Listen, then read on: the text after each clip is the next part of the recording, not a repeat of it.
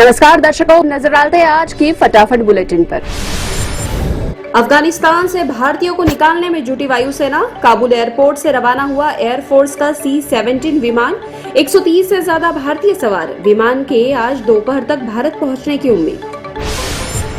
अफगानिस्तान पर तालिबान के कब्जे के बाद अमेरिका के राष्ट्रपति जो बाइडेन अफगानिस्तान के राष्ट्रपति अशरफ गनी से खासे नाराज। कहा, संकट समय वहां के राष्ट्रपति अशरफ गनी ने कोई फैसला क्यों नहीं लिया, वह क्यों देश छोड़कर भाग गए।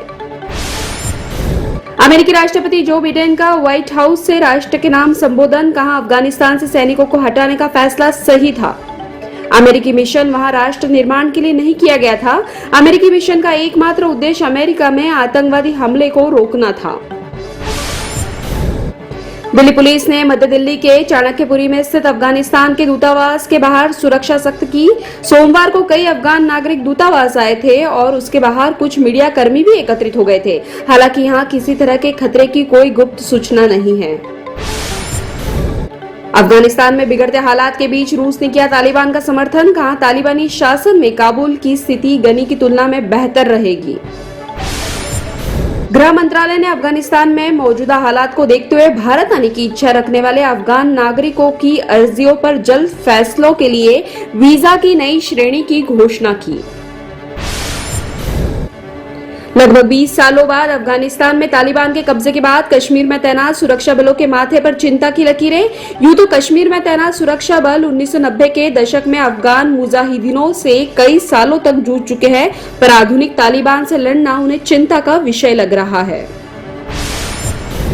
वित्त मंत्री निर्मला सीतारमण ने पेट्रोल और डीजल की ऊंची कीमतों को कम करने के लिए उन पर उत्पाद शुल्क में कटौती से किया इनकार। कहा कि पूर्व में ईंधन पर दी गई भारी सब्सिडी के एवज में किए जा रहे भुगतान से बंधे हैं उनके हाथ।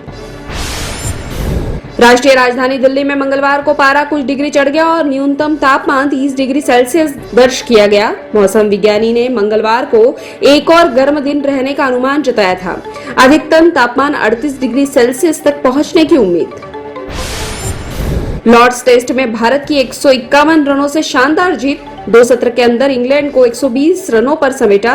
5 मैचों की सीरीज में बनाई 1-0 की बढ़त। भारत की यह लॉर्ड्स में 19 मैचों में तीसरी जीत।